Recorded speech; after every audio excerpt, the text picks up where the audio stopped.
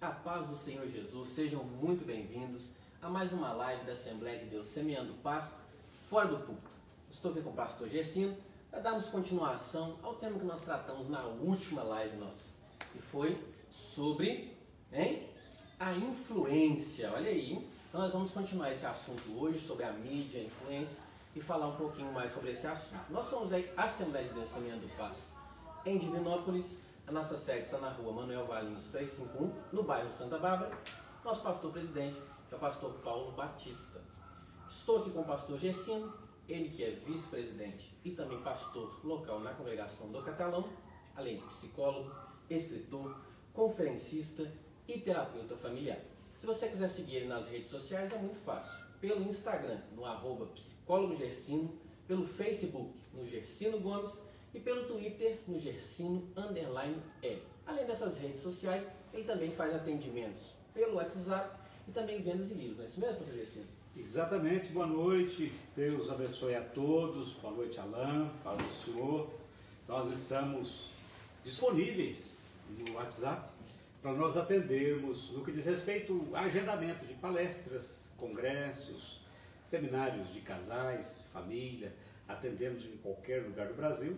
Nós também, pelo WhatsApp, nós podemos atender aqueles que quiserem adquirir os nossos livros, os 2 últimos livros, Bodas, Tradições e Significados para o Casamento. É um livro onde eu discorro sobre as bodas, a história do casamento como um todo, depois entro nas bodas, do papel até o brilhante, então do primeiro aniversário de casamento até 75 anos de casado, a gente faz uma aplicação na vida conjugal. E o último livro, que é Família em 13 Atos. É um livro excepcional para estudo da família. Família pode se reunir, tem 13 lições. Se estudar uma lição por mês, seria um por semana, seria um trimestre de estudo para a família. O WhatsApp é 379-8802-9256, estou à disposição. E como psicólogo, como terapeuta, eu também atendo as pessoas de qualquer lugar do Brasil. Através de chamada de vídeo de WhatsApp, você pode fazer a sua psicoterapia. Então, entre em contato conosco, 379-8802-9256, estamos à disposição. Se você quiser nos seguir também nas redes sociais, pelo Instagram e Facebook, no @alandinali, e juntamente com a minha esposa nós temos um canal no YouTube, que é o canal do Casal PIA. Basta você digitar na pesquisa do YouTube, Casal PIA, se inscrever, deixar o seu joinha nos nossos vídeos, comentar bastante.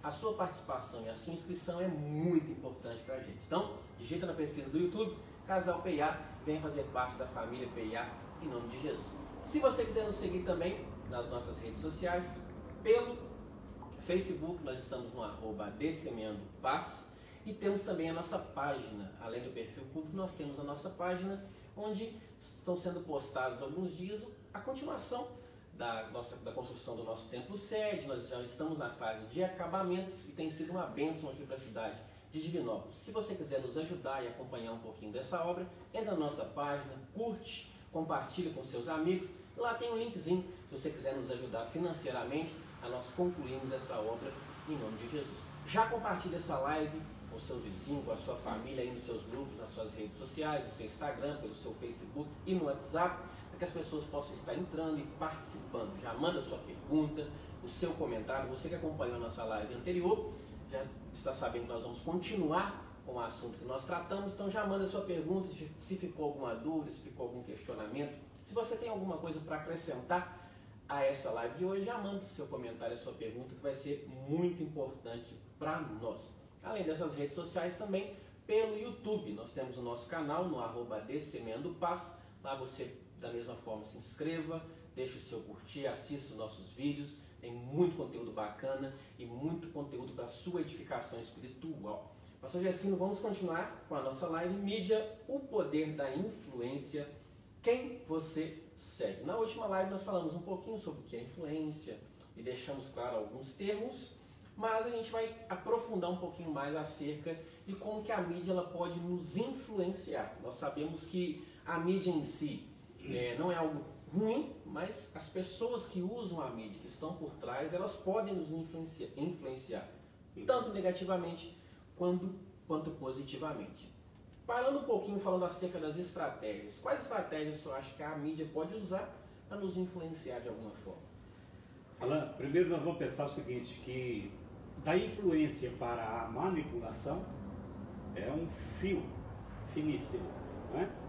E a mídia trabalha muito isso. Então nós precisamos conhecer um pouco, mesmo que a gente aqui, nessa live, a gente fale as coisas de uma forma mais rasa, mas eu acredito que o objetivo nosso, além de outros, ele seja também o de despertar as pessoas para que, a partir de conhecimento de determinadas coisas, aprofundar um pouquinho, né, no conhecimento. Então nós temos que entender que por trás da maioria das postagens dos grandes influencers existe um interesse e existe uma prestação de serviço. E muitas vezes isso está direcionado por um grande grupo. E quando a gente fala de grupo de mídias, no Brasil a gente tem os chamados 4 gigantes, que são Grupo Folha de São Paulo, que tem um viés completamente, por exemplo, esquerdista. Você tem o Grupo Estado de São Paulo, que navega entre centro e esquerda. Nós temos Editora Abril, né? E Grupo Globo, que segue mais ou menos a mesma linha do grupo do Estadão. Esses grupos, eles acabam controlando a dinâmica política e ideológica. Então muitas coisas estão por trás, que está por trás das políticas e da ideologia. Você vai olhar, tem um gigante desse, que tem determinados interesses, né? Aí a gente vai entender qual que é a dinâmica deles. Essa dinâmica para transformar em manipulação, isso se dá de que forma? São diversas estratégias que ele usa, e aqui eu separei algumas. Por exemplo, estratégia de distração. Estratégia de distração, já ouvimos falar de um caso que acontecia muito no norte, dos boiadeiros. Os boiadeiros que naquela época eles levavam o gado de forma bem rústica mesmo, montado no cavalo, os peões. Então eles conduziam aquela quantidade de bois, né? E tinha que atravessar o rio, e o rio cheio de piranha. Então qual era a estratégia? Pegava um boi que já era um boi que estava decadente, doente, mandava aquele boi na frente, aquele boi atraía as piranhas, e enquanto as piranhas se ocupavam em destroçar aquele boi, a manada passava. Então eles distraíam as piranhas através daquilo. E muitas vezes existe essa estratégia. Vamos pensar o seguinte: tem um assunto que precisa ser aprovado, seja na Câmara dos Deputados, no Senado, seja no STF, tem alguma coisa, vamos pensar, aborto, ideologia de gênero, todas essas coisas que são coisas polêmicas, isso precisa ser tratado. Então, o interesse da mídia está para atender determinado grupo. O que eles vão fazer? Vão colocar algo para distrair a atenção do povo, o povo olha para aquilo ali e quando menos espera, no outro dia aparece no jornal: foi aprovado pela Câmara dos Deputados a lei tal. Como que ninguém viu? Porque houve um processo de distração. Então é quando a mídia, trabalhando em conjunto, trabalhando em parceria com esses poderes, ela faz isso. Primeiro, então, estratégia de distração. Segundo, criar um problema e depois oferecer soluções. Então, muitas vezes eles criam uma coisa e aí a mídia mostra. Vamos pensar num negócio. Há um tempo atrás, tinha uma resolução no STF, que era 001/1999. Essa resolução do STF, ela tratava sobre a possibilidade do psicólogo atender homossexuais. Aí, alguém da mídia foi e jogou uma nomenclatura para isso, chamada cura gay. Na resolução, em nenhum documento oficial tinha esse termo cura gay. Nenhum. Aí a mídia foi e jogou aquilo para o público. Aí o público, não, mas, por exemplo, eu tenho um parente que ele é homossexual, ele não é doente. Aí a turma pegou aquilo para fazer a defesa. Então Então a mídia usou isso, ela criou um problema e depois como que oferecesse a solução. E aí vem a terceira estratégia, estratégia da gradualidade. A gradualidade, ela diz respeito ao quê? Eu pego um problema, eu pego um assunto que ele é um tabu, ele é polêmico. Como que eu vou jogar esse assunto de repente? Eu não posso jogar esse assunto de repente. Então tem que ser gota a gota. Aí nós vamos pensar o seguinte, quando começou, eu já falei da cura gay, então vamos pensar o seguinte, a questão da homossexualidade e para que houvesse uma aceitação. As novelas começaram a colocar isso aos pouquinhos. Década de 70, aparecia uma pessoa nas novelas da Globo e essa pessoa sugeria, muito de leve, que ela tivesse uma inclinação para uma pessoa do mesmo sexo. Tá bom, mas a sociedade era muito conservadora, então deixava só aqui. Aí foi passando, foi aumentando a intensidade, foi aumentando a intensidade. Essa intensidade, ela graduou-se, foi aumentando, a ponto de chegar um momento de fazer um bolão. Será que no capítulo de hoje os dois homens vão beijar na boca? E aí as pessoas começaram a torcer para que o autor colocasse o beijo na boca. Como que foi a estratégia? Colocado gradualmente até ser aceito. Nós vamos falar sobre isso um pouquinho mais à frente, como que isso é chamado, porque isso é uma coisa técnica, científica. Isso não é porque alguém falou assim, não, eu vou deixar para amanhã. Foi estudado, né? Depois, outra estratégia, manter o público na ignorância e na mediocridade. Como que se faz isso? Diminuindo a qualidade da educação. Até um tempo atrás, na família da minha esposa, ela tem irmãos que passaram em vestibular, em Universidade Federal, sem ter feito cursinho. O irmão dela mais velho, ele fez um doutorado na Inglaterra e não fez cursinho. Ele estudou aonde? Ele estudou na escola estadual, aqui de Divinópolis. Mas pega o nível de ensino das escolas estaduais dos últimos anos e vê se tem condição de uma pessoa que estudou só ali de passar numa universidade federal. Por quê? Porque ficou a mediocridade, ficou o nivelamento por baixo, né? Então foi nivelado, o nivelamento foi por baixo. Estou parecendo um cara que falou painéis. Nivelou por baixo. Esse nivelamento por baixo, ele traz esse sentimento de que você não pode ir além disso, você não pode ir além daquilo. Então, aí as pessoas se acomodam àquele estado, Então, é a preservação da ignorância, é a manutenção da ignorância. Aí depois, o que eu faço para fazer de conta que eu não criei esse problema? Eu crio cotas. Não, é obrigado aquele que é pobre, por exemplo, ter o direito. Sendo que a pessoa pode ter nascido lá em Paineiras, igual eu nasci, e essa pessoa ser capaz de passar em qualquer vestibular. A pessoa pode nascer numa comunidade, vamos dizer, e no Brasil existem diversos exemplos de pessoas que foram criadas em comunidades, como é chamada agora, né? Já não chama de favela, chamado de comunidade, mas essas pessoas tomaram a decisão, eu vou ser alguém na vida e eu vou estudar, e essa pessoa investiu nela. Não precisou ninguém chegar e apadrinhar.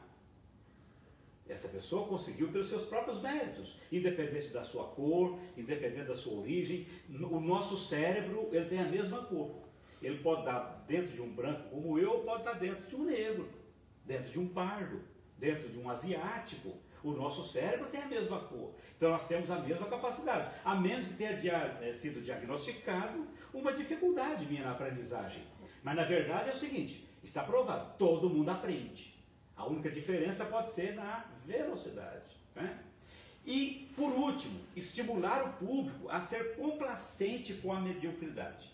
Aí, o público dessa grande mídia, esse público, ele vai apoiar essa mediocridade. Como que esse público apoia? Eu vou dizer que o público não só apoia, mas o público financia. Onde é que determinada empresa de comunicação arruma dinheiro para manter pessoas confinadas dentro de uma casa? Aí o público ainda paga para ligar para lá. A mesma empresa que depois que tira 1 milhão, sei lá, para dar para alguém só porque ficou confinado dentro de uma casa, depois pede o dinheiro para atender as crianças. E isso é o quê? Isso é uma forma de manter a estupidez, de manter a vulgaridade. E muitas vezes o que se tem nesses reality, o que se mantém é uma exposição de estupidez, de vulgaridade, de falta de cultura. Ali muitas vezes vence aquele que fala mais bobagem. Aquele que fala mais bobagem. E essa pessoa sai e às vezes vira um deputado federal, não é? Às vezes vira um ator. Gente, está cheio de gente talentosa esperando uma oportunidade para entrar, fazer uma peça de teatro. Mas aí porque a pessoa entrou num lugar desse, deu prova dessa mediocridade, ele já recebe essa possibilidade. Então, as estratégias da mídia para influenciar e muitas vezes para manipular, ela atua nesse formato aí. Bom, e como você acha que esses influenciadores conseguem mudar a opinião pública, né? Porque aí a gente pensa o seguinte: como é que de repente uma sociedade conservadora, que tem a vida como a maior riqueza, de repente algumas pessoas dessa sociedade começam a ser a favor do aborto? Como é que uma sociedade que sabe que o que Deus criou, aí a biologia, aí a ciência fala que o homem e mulher, essa sociedade ela começa a aceitar de forma normal duas pessoas casarem, duas mulheres casarem e uma ser chamada de pai, dois homens casarem, um ser chamado de mãe. Primeira coisa, nós temos que falar dessa live aqui, é o seguinte: todas as pessoas, independente da escolha que elas fizerem quanto à vida sexual delas, todas as pessoas têm o direito de serem respeitadas, serem amadas por todo mundo. Ninguém tem o direito de agredir, seja por palavras, seja por gestos, né, por atitudes. Ninguém tem o direito de agredir. Essas pessoas têm o direito de ir na minha igreja, sentar ali, ouvir o sermão e depois serem abraçadas por mim, serem abraçadas pela membresia da igreja. Não é essa a questão. Nós estamos falando de outra coisa. Só que a mídia, ela faz o quê?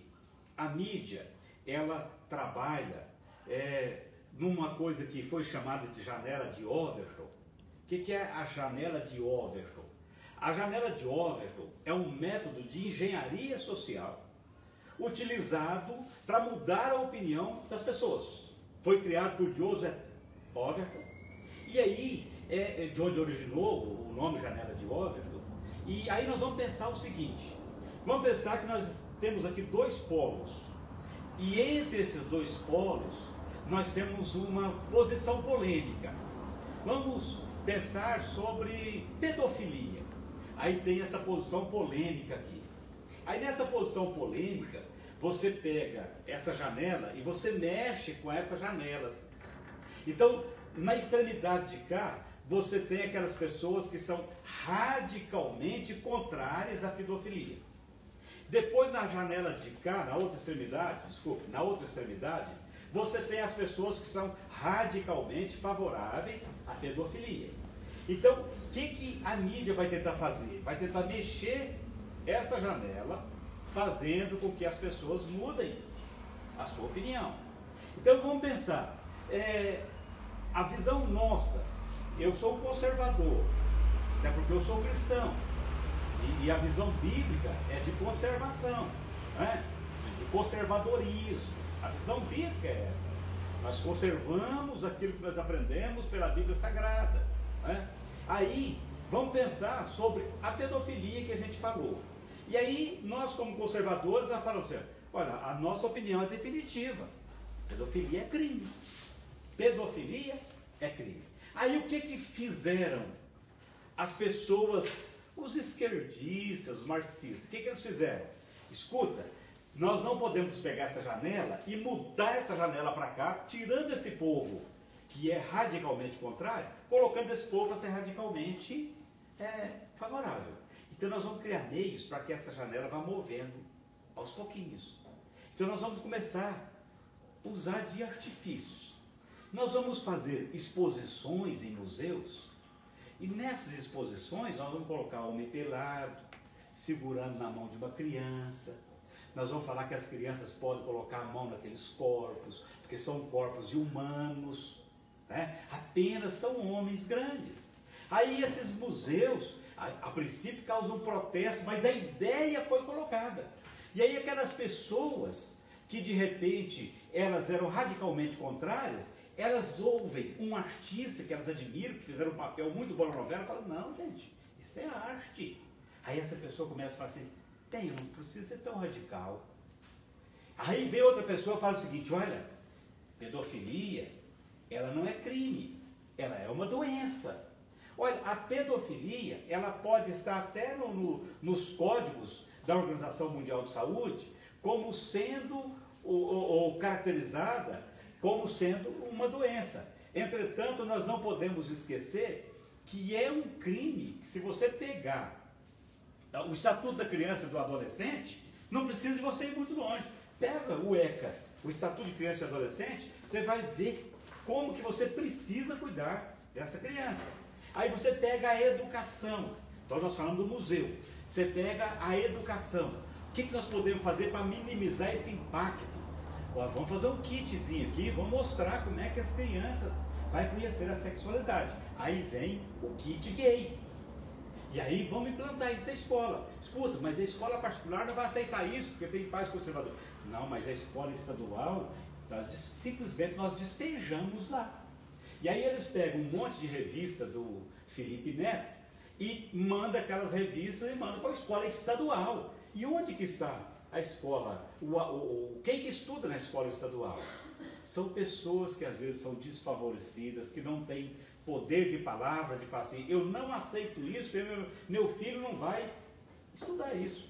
É alguém que depende do filho ir para merendar, para ter uma refeição na escola. Aí se submete. Essa criança vai tendo acesso a isso, de repente essa criança vai ser uma multiplicadora daquela ideia. Então olha que o processo começa desse jeito. Aí começa a camuflagem da chamada anti-homofobia.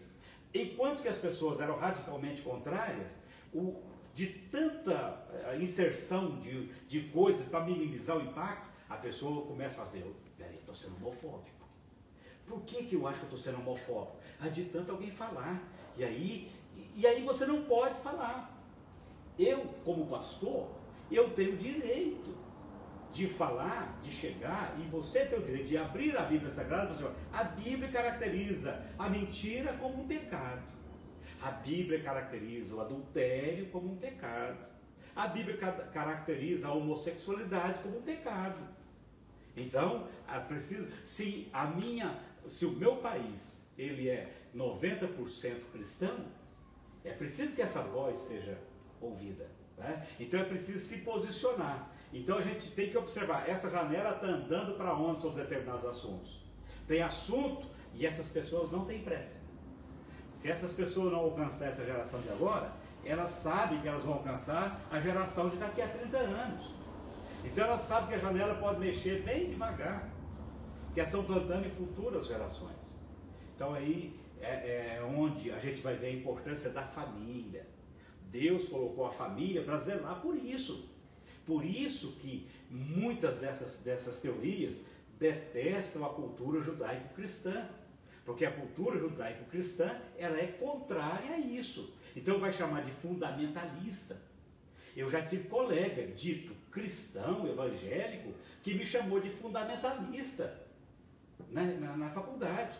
Então, eu sou fundamentalista. De qual aspecto eu sou fundamentalista? Eu pego a Bíblia e a Bíblia vai me dizer, Gersino, isso é pecado. Então, eu estou fundamentado na Bíblia, tá bom, pode me chamar de fundamentalista. Não há problema nisso. Né? Então, a gente precisa ter essa convicção.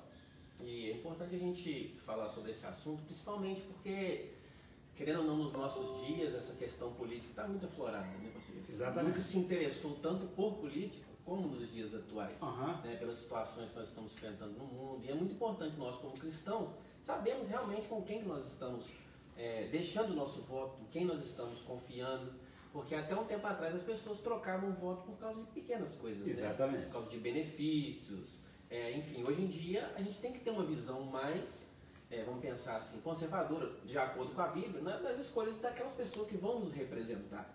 Porque em grande parte esse aumento, como o senhor disse, desses ideais marxistas que estão aflorados, grande em parte porque nós, principalmente nós cristãos, não nos preocupamos tanto com política e deixamos que a parte política fosse dominada por esse tipo de pessoa, né? Então eu acho que assim, a igreja em si ela precisa despertar ainda mais. E o que mais me assusta, igual o senhor disse, é que principalmente no meio cristão, ao invés de nós nos aliarmos para sermos conservadores, muitos de nós cristãos, principalmente a juventude, ela tem ido para o lado de lá, né? Ao invés de chegar para perto da gente, ao invés de ficar próximo da Bíblia.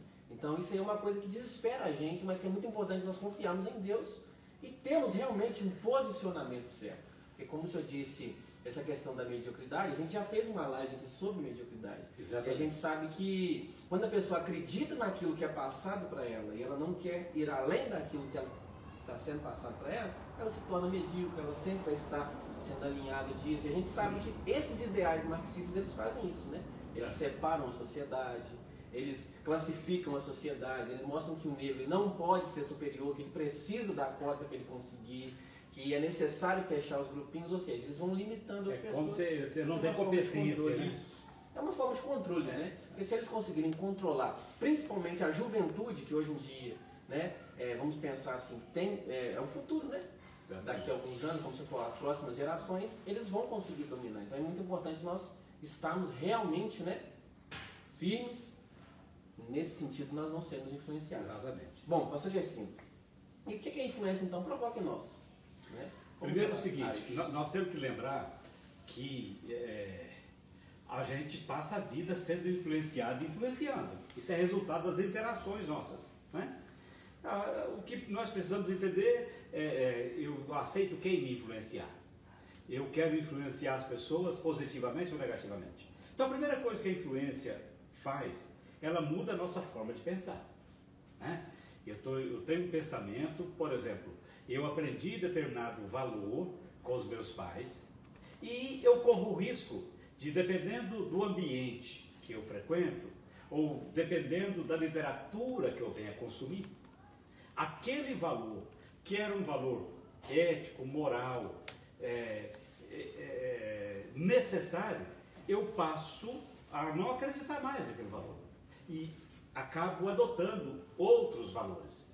E aí entra a minha forma de pensar. Eu, como cristão, eu nunca vou aceitar a ideologia de gênero, eu como cristão. Mas aí alguém pode olhar para mim e falar assim, pastor, mas a igreja ela tem que ser inclusiva. Escuta, eu não aceitar não significa, eu não aceitar a ideologia não quer dizer que eu não aceite a pessoa. Eu aceito a pessoa e digo para essa pessoa, Jesus te ama, Ele quer mudar a sua vida, você pode ser feliz. Eu não estou sendo homofóbico e não estou sendo complacente, ao mesmo tempo não estou sendo complacente com aquele comportamento. Então eu não posso aceitar algo que a Bíblia é frontalmente contra.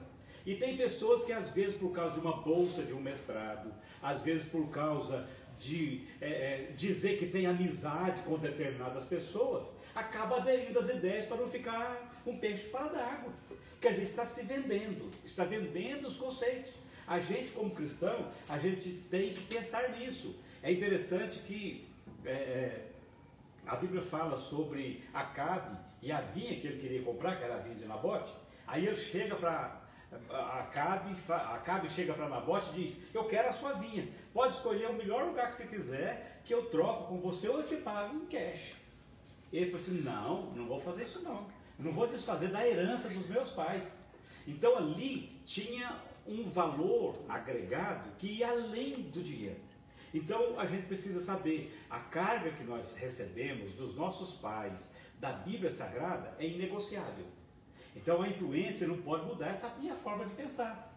Antes de qualquer coisa, antes de qualquer teoria, eu tenho que pensar assim, a Bíblia fala o que sobre isso? Porque a gente vai pensar que às vezes a Bíblia ficou para trás. As teorias, elas vieram para anular a Bíblia. Não há nenhuma teoria capaz de anular o texto sagrado. Não há isso. Então eu preciso ter essa convicção. Segundo, a influência, o que ela provoca em nós, é a nossa forma de falar. Dependendo do grupo que você entra nele, você começa a falar igual aquele grupo. Né? Você pega uma pessoa que...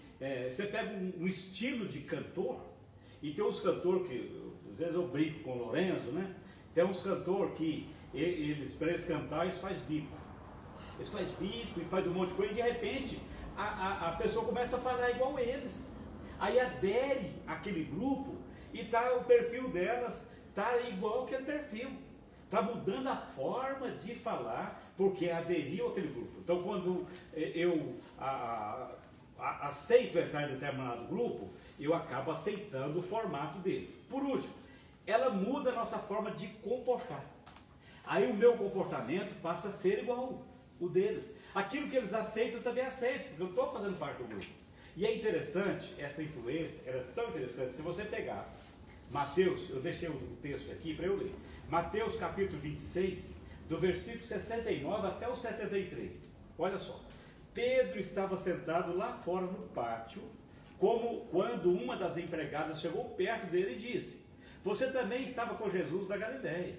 Mas ele negou diante de todos, dizendo: eu não sei do que você está falando. Depois foi para a entrada do pátio. Outro empregado viu e disse às pessoas que estavam ali: ele estava com Jesus de Nazaré. Pedro negou outra vez, respondendo: juro que não conheço esse homem. Pouco depois, os que estavam ali chegaram perto de Pedro e disseram: o seu modo de falar mostra, de fato, você também é um deles. Pedro andou com Jesus quantos anos? Pedro andou com um grupo de discípulos, dos demais discípulos, quanto tempo? É claro que ele ia assimilar aquele modo de falar, aquele modo de agir. E aí entra a frase do autor do Pequeno Príncipe: diga-me com quem andas, eu direi quem és. Entra a palavra de Salomão, Salomão é meu amigo, pastor. Entra a palavra de Salomão dizendo o seguinte: olha, anda com o sábio e ser sábio. Se eu andar com o sábio, estarei sendo sábio. Então, às vezes, a pessoa, no seu modo de falar, ela é influenciada. Vou falar para os jovens aí, você tem aqueles humoristas de stand-up, conforme eu falei na live passada. Os caras não conseguem contar uma piada sem 10 palavrões no meio.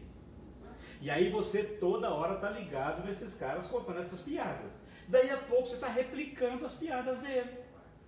E aí fala: escuta, de uma boca pode sair palavra boa e palavra ruim. De uma fonte sai água boa e sai água ruim. De uma mesma árvore sai fruto bom e sai fruto ruim. Então a minha forma de falar está sendo influenciada por pessoas que não temem a Deus. Eu estou replicando aquilo ali. Eu deixei de replicar Cristo e estou replicando aquilo. Esse é o maior problema. Bom, e se alguém estiver nos ouvindo, assim, olha, eu quero saber, no meu estado atual, eu quero saber como que eu estou sendo influenciado, se eu estou sendo influenciado ou não, quais são as perguntas que as pessoas podem fazer para si mesmo? Primeiro, quem tem me influenciado ultimamente?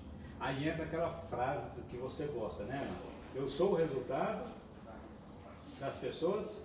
Como é que é? De quantas pessoas? Da média, eu sou o resultado da média das 5 pessoas com quem eu convivo. Se eu tenho 5 amigos que a gente sempre está se relacionando, a minha forma de pensar vai estar alinhada com a forma de pensar desses amigos. E aí você pergunta: escuta, o que é que tem me influenciado? Qual literatura tem me influenciado? O que é que eu tenho lido? Que tipo de filme que eu tenho visto? Que tipo de música eu tenho ouvido? Então isso tudo é um conjunto que vai trabalhar a minha forma de ser, né? Aí vem a segunda pergunta: os meus influenciadores temem a Deus? Gente, nós somos cristãos. Então nós precisamos pensar, eu estou me alimentando de quê? E aí uma pessoa que não teme a Deus, que não respeita a Deus, uma pessoa que não respeita a Bíblia Sagrada como palavra de Deus, eu vou deixar essa pessoa me alimentar? Eu não posso deixar isso não. Então eu preciso pensar. E aí as pessoas acham que pensador, todo pesquisador, todo cientista, todo mundo acha que todo cientista é ateu. Ledo engano. Existem dezenas e centenas de cientistas e de pensadores cristãos. Então, se você pegar, o problema é qual? Que nos últimos 30, 40 anos, só foi apresentado nas faculdades os pensadores ateus. Só esses pensadores é que foram apresentados. Então, os pesquisadores, eles vão pesquisar, todo pensador que ele vai pegar é ateu. Só que existem dezenas de pensadores que são reconhecidos, que são pensadores cristãos que temem a Deus. Dezenas de cientistas que temem a Deus. Então eu tenho que partir para isso. E aí eu acho que para eu conseguir alguma relevância, eu tenho que estar igual aos outros. É o efeito manada. Eu tenho que fazer parte dessa manada. Então nós temos que entender o seguinte: é manada? Tá. Então tem duas manadas. Tem a manada daqueles que servem a Deus, e tem a manada daqueles que servem a Deus, e tem a manada dos que não servem. Não existem dois caminhos? Existem dois caminhos. Então eu preciso entender e decidir. Eu quero andar com quem vai cair em qual canaleta? Naquela que vai desembocar lá no trono de Deus. São pessoas que buscam a salvação, são pessoas que querem servir a Deus, né? Terceiro, os valores cristãos ocupam qual espaço na vida de meus influenciadores? Aí eu eu consumo o Instagram de uma pessoa que para ela a questão de moralidade é uma coisa obsoleta. Eu pego o Instagram de uma pessoa que ela não acredita na família. Essa pessoa não acredita que existe um Deus, que esse Deus, hoje ele é misericordioso e bom, mas que haverá um dia que ele será juiz. Essa pessoa não acredita nem no céu nem no inferno. Essa pessoa é materialista, porque ela leu pensadores que só pensaram na matéria. Então eu deixo essa pessoa me influenciar. E os valores cristãos? Não, essa pessoa não tem valor cristão. Gente, você está se alimentando dela? Você não pode se alimentar dessa pessoa. Quarto, meus influenciadores têm me levado para onde? Eu estou melhorando como pessoa? Como filho de Deus? Ou eu estou me sentindo cada vez mais longe de Deus? Então, se o meu influenciador me leva para longe de Deus, eu preciso parar um pouquinho e falar: não aceito isso não. Eu preciso de alguém que me leve perto de Deus. Preciso de alguém que faça isso, né? A Bíblia continua tendo a mesma importância na minha vida, porque tem influenciador que me distancia da Bíblia, da palavra de Deus. Então eu preciso acordar para esses princípios. Essas perguntas eu tenho que fazê-las para mim todos os dias, quando eu for consumir algo. Eu preciso fazer essas perguntas para mim. Esse é o segredo. Bom, e a gente falando um pouquinho agora sobre o ambiente cristão, vamos pensar assim. Que a gente hoje tem muitos influenciadores digitais que são cristãos, né? Tu acha que tem algum problema em ser um influenciador digital cristão? Precisamos ser. Precisamos ser, porque o ambiente da internet é aquele ambiente onde parece que não existe lei, não existe ética, não existe respeito e não existe moral. Aquilo que muitas vezes o cara não fala dentro da igreja, quando ele entra na internet ele fala. A pessoa que vai, nós vamos falar depois, lá na terceira live, sobre isso, sobre os desafios para quem é navegador da internet. A gente precisa entender o seguinte, que eu preciso ter pureza no meu falar, não é só dentro da igreja, é respondendo um comentário que alguém fez. Às vezes há uma postagem e entra uma pessoa lá e xinga, e a pessoa fala: mas essa pessoa é da minha igreja. Ué, isso aí não é coisa de crente não. Eu vi uma postagem esses dias de uma pessoa falando assim: eu odeio com todas as minhas forças isso. Aí eu olhei, a pessoa é crente. Depois a pessoa escreve: eu jamais vou perdoar quem fez isso, comentando na internet. Mas que cristão que fala que jamais vai perdoar alguma coisa? E essa pessoa às vezes está na igreja, às vezes está cantando na igreja, às vezes quer um cargo na igreja. Será que eu posso falar tudo aquilo que vem na minha mente só porque é na internet, no ambiente da internet eu posso falar? Será que eu posso xingar na internet? Não, você tem que ter o mesmo comportamento ético cristão, seja na internet, seja onde você estiver. Eu não posso fazer isso. Então o influenciador cristão digital, ele tem que ser o sal da terra. Ele tem que produzir só coisa boa. Se houver um comentário desabonando o que ele falou, ou um comentário que seja um comentário desrespeitoso ao que ele falou, ele vai lá e bloqueia. Pronto. Mas ele não precisa responder na mesma altura. Ele tem que ter esse cuidado, né? Então a gente vai entender que no ambiente da internet, você pode ter, e hoje você tem alguns canais similares ao Facebook, e esses canais são completamente cristãos. Blogueiros completamente cristãos e que só colocam assuntos desse jeito. Tem pessoas que dão subsídios para a teologia, comentários teológicos maravilhosos na internet. Então o cristão, ele precisa ser essa pessoa, que ele produza coisas boas, alimentos de qualidade, e não veneno igual todo mundo produz, ou muitas pessoas produzem. E aí o cristão às vezes ele quer destilar veneno, igual o ímpio destila. O cristão é o contrário, ele é sal da terra e luz do mundo. Eu não posso responder a pessoa que não teme a Deus no mesmo nível dela. E Jesus falou exatamente o contrário: se te der um tapa no rosto, vire o rosto. Então a internet, a mídia social é para isso. É para a gente mostrar que a gente é cristão. Não é para a gente disputar com o ímpio as grosserias, as ideias que são antibíblicas. Eu não posso ser um disseminador de ideias antibíblicas se eu acredito que a Bíblia é minha regra de fé. É um contrassenso nisso, né? Então o cristão, ele pode ser um grande diferencial, sendo um influenciador digital que tema a Deus e que tem a Bíblia como sua regra de fé.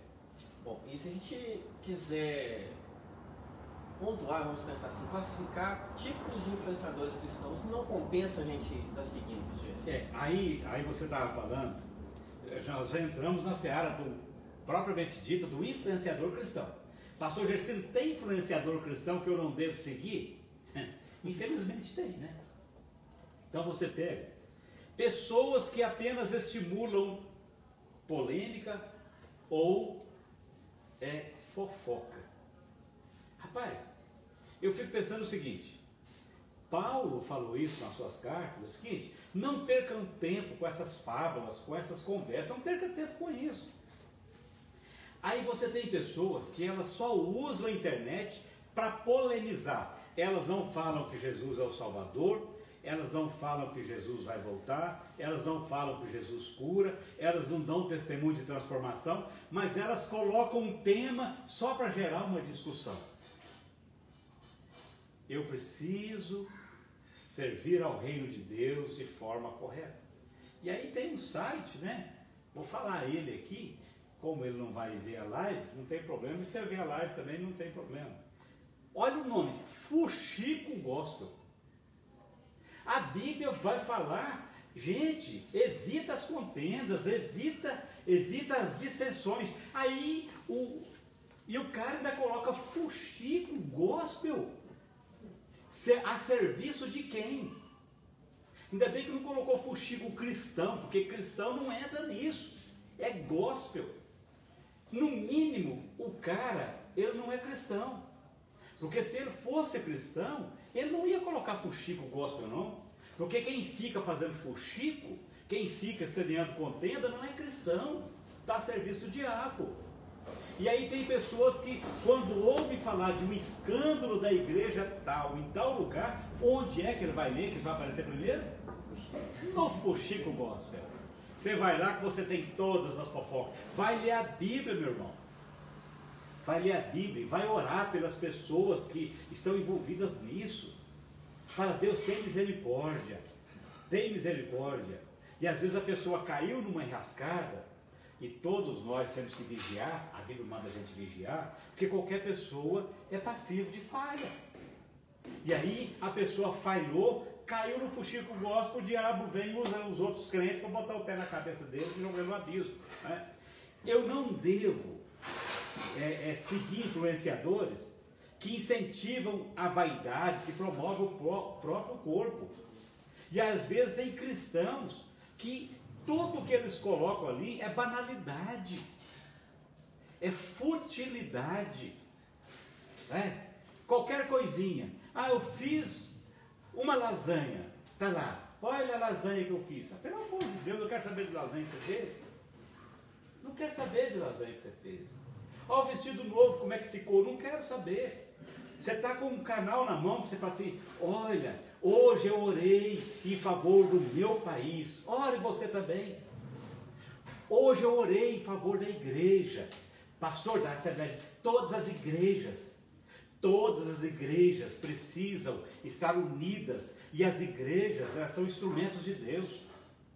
Eu sou assembleiano, mas eu tenho que orar pela presbiteriana, pela quadrangular, pela batista, orar por todas as igrejas da minha cidade. Eu tenho que orar por todas as denominações da minha cidade. Eu tenho que orar por todos aqueles que pregam o evangelho, seja da minha denominação ou não. Eu tenho que orar por eles. Então eu poderia colocar isso. Ó, uma vez por mês, orar por determinada igreja. Eu oro por todas as igrejas. Eu vou fazer isso. Agora eu vou ficar me promovendo. Isso é futilidade. Tipo de influenciador que não compensa seguir. Pessoa que se opõe às doutrinas bíblicas. Olha, a pessoa, às vezes, ela não fez um curso teológico, mas como ela faz uma postagem no Facebook, às vezes ela já se considera um teólogo. E a teologia é uma ciência a ser estudada igual às outras. A teologia, ela vai ter as diversas linhas, e nessas linhas eu estudo. Eu posso não concordar com a linha X, não é? Então, o Gersino é arminiano. Eu sou arminiano? Sou. Mas eu vou chegar aqui e vou falar mal do calvinismo? Não preciso eu falar mal do calvinismo, não. Por quê? Porque eu tive que estudar calvinismo quando eu fiz teologia. O calvinista, ele tem que falar mal do arminiano? Não. Se ele tiver inteligência, assim como o arminiano tem inteligência, um vai respeitar o outro e sabe que no curso de teologia tem que se estudar. Vai estudar a origem, como que Armínio e Calvino eles conviveram lá. Vê se um desrespeitava o outro. Não desrespeitava o outro. E tem um monte de bobinhos, às vezes fazendo coisas por bobagem. Então a gente vai entender o seguinte: se eu aderir, se eu creio o credo da minha igreja, vamos entender, cada igreja, nós temos o que a igreja Assembleia de Deus acredita. Qual é o credo da Assembleia de Deus? Então, está baseado na Bíblia? Tá. Então, vou seguir aquelas doutrinas bíblicas, as doutrinas bíblicas. Aí a pessoa vem e se opõe à doutrina da redenção. E aí ele vai falar mal da doutrina da redenção. Eu vou seguir uma pessoa dessa? A pessoa se opõe à doutrina da justificação. A pessoa é contra o nascimento, o ensino do nascimento virginal do Senhor Jesus Cristo. Eu vou seguir uma pessoa que afronta a doutrina bíblica, doutrina que é aceita não só pela Assembleia, mas é aceita por batista, por presbiteriano, por quadrangular. São doutrinas cristãs. E a pessoa se opõe a elas, eu não vou seguir essa pessoa. Em quarto lugar, pessoas que incentivam o consumismo. E aí a pessoa só derrama aquilo ali. Eu vou seguir esse tipo de gente. E por fim, Pessoas que buscam a glória para si mesmas. As pessoas não glorificam a Deus com o Instagram dela. A pessoa não glorifica a Deus com a parte do Facebook dela. A pessoa não glorifica a Deus com as mídias que ela usa. Gente, não tem ninguém pode ter 7 milhões de seguidores que merece mais louvor do que Jesus. Então, primeiramente, tudo que eu faço, tudo que eu penso, tudo que eu posto, eu devia perguntar: isso glorifica o Senhor? Ou isso está trazendo atenção só para mim? Então, aquela pessoa narcisista, eu não vou seguir essa pessoa, não. As pessoas, elas podem divulgar o trabalho delas sem ser narcisista. Não estou falando que é errado você divulgar o seu trabalho. Eu divulgo os meus. Eu divulgo os livros que eu publico. Eu coloco um bannerzinho de quando eu vou fazer uma palestra em tal lugar. Isso, agora, quando a pessoa vira o centro, é o narcisismo que não se suporta. Que estrago que pode acontecer no meio cristão, assim, com essa má influência, vamos pensar assim. Então a gente vai entender o seguinte: vamos voltar, quem eu quero que me influencie? Eu preciso saber, né, quem são as pessoas. Então vamos pensar o seguinte: a polêmica ou o assunto mais que está bombando na internet, as declarações do pastor Ed Renekiewicz. Olha, o pastor Ed Renekiewicz, da última vez que eu olhei, de repente caiu, mas ele tinha 222 mil seguidores no Instagram. Ele gravou um novo vídeo tentando, ou não houve? Aí eu chego na minha igreja e falo: irmãos, a Bíblia é inerrante palavra de Deus. A Bíblia nunca é atualizada, a Bíblia é sempre atual. Eu, como pastor, eu ensino isso. Aí chega uma pessoa que está lá no estado de São Paulo e fala: a Bíblia precisa ser atualizada. E aí as pessoas olham para o Gersino, olham para o Ed Renekiewicz e falam assim: bem, os dois são branquinhos. Os dois têm o cabelo ralo aqui.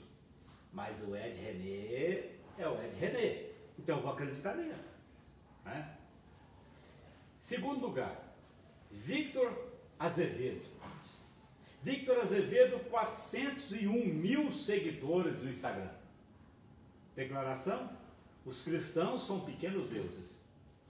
Há um estrago ou não há um estrago teológico? Há um estrago teológico. Dave Leonard, 7 milhões de seguidores no Instagram. Nós somos o ponto fraco de Deus. De onde ele tira isso? Existe uma ciência chamada teologia, que não foi formada ontem. Não foi formada ontem. Né? Então, aí bate. A pessoa que não vai estudar, vai acreditar nessa verdade, vai replicar. Por fim, Priscila Alcântara, 6,1 milhão de seguidores no Instagram. Não temos pecados. Espera. A Bíblia diz: todos pecaram e destituídos estão da glória de Deus. A Bíblia diz: não há um justo sequer. Aí vem essa moça que eu nunca ouvi nada dela, além de ter lido isso aqui. Não existe pecado. Que estrago que isso faz na mente de pessoas preguiçosas, que não querem ler a Bíblia, que não querem ler um autor sério. Não querem ler um autor sério. Consome o resumo do resumo do resumo. Aí passa a acreditar nessas coisas. Então o estrago é muito maior do que a gente pode imaginar. Bom, pastor Gerson, nós estamos indo nas nossas considerações finais.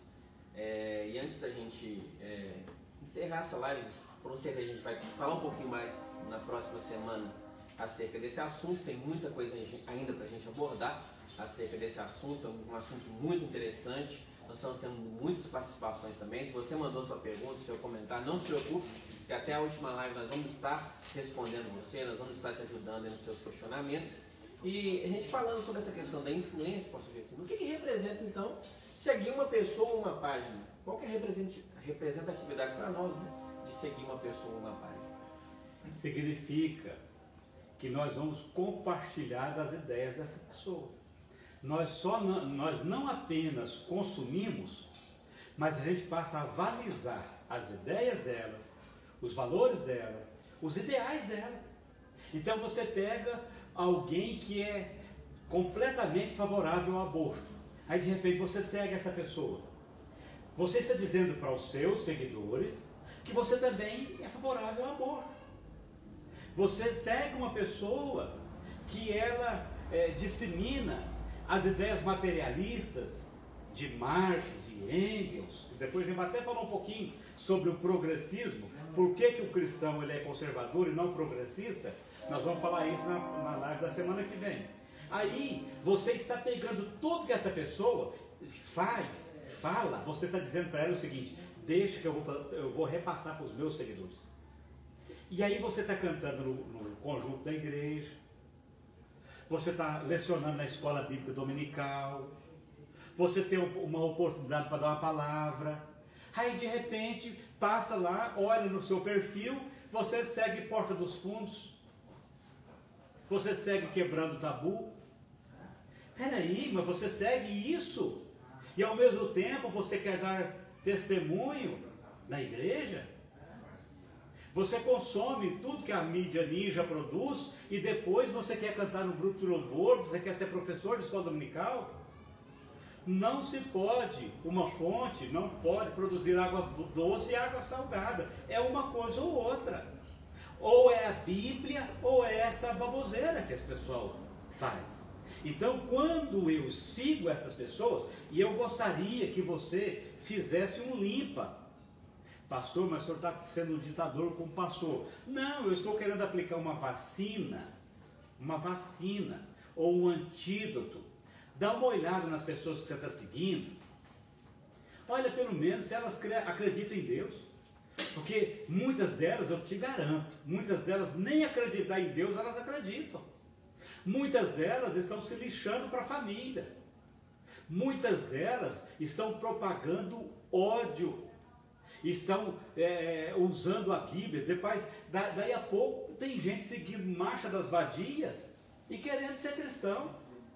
Não tem jeito, não combina. Então nós precisamos entender isso. Jesus falou o quê? Quem não é por nós, é contra nós. Então, ou eu sigo a Bíblia Sagrada, pastor, mas espera aí, eu estou fazendo pós-graduação. Grande coisa. Que bom, glória a Deus que você está seguindo, você está fazendo. Eu não estou minimizando, não, porque é o máximo que eu tenho também, a pós-graduação. Mas eu quero te dizer o seguinte, que nem se você fosse pós-doutor, você poderia abrir mão da sua Bíblia. Nem se você fosse um pós-doutor, você poderia abrir mão da sua Bíblia. Então olha as pessoas que você está seguindo, vai lá, faz uma análise e começa a observar o perfil dessas pessoas. Será que elas merecem você vender a ideia delas para os seus seguidores? Será que elas merecem isso? Se alguém que estiver querendo aceitar Jesus e olhar o seu perfil, quem você está seguindo, será que alguém aceitaria Jesus de acordo com o perfil das pessoas que você está seguindo? Vamos pensar nisso. Nós somos cidadãos do reino. Estamos a serviço do reino, a serviço de Jesus.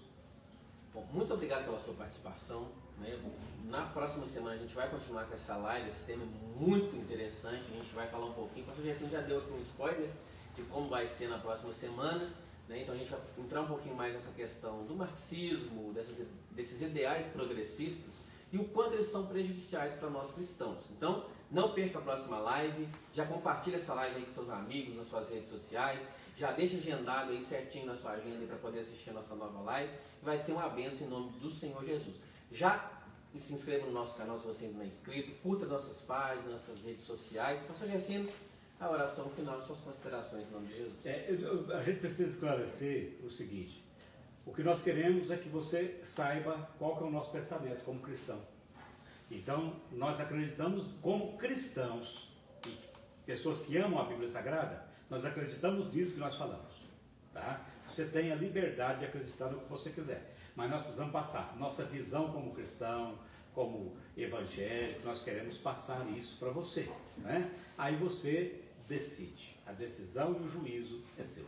Que Deus te abençoe, abençoe a sua família, e nós queremos orar em favor da sua casa, em favor dos seus projetos, e orar para que você pense um pouco em tudo que foi falado, e aquilo que a Bíblia determina para cada um de nós. Vamos orar?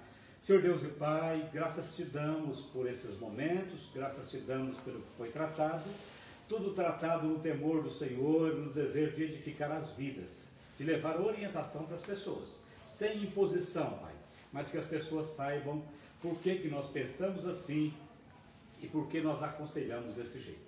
Abençoe cada família, cada vida que nos acompanhou durante essa live, Senhor, seja com cada um dos seus filhos. Nós pedimos e agradecemos em nome de Jesus. Amém. Semana que vem vai ser qual dia? Segunda-feira. Segunda-feira, por certo, às 20 horas estaremos aqui para nós fecharmos esse assunto. Deus te abençoe, Alan, Deus te abençoe. Forte abraço para todos e até a próxima semana em nome de Jesus. Se houver alguma mudança aí no dia, acompanhe nossas redes sociais aí para você estar ciente aí. Deus abençoe em nome de Jesus.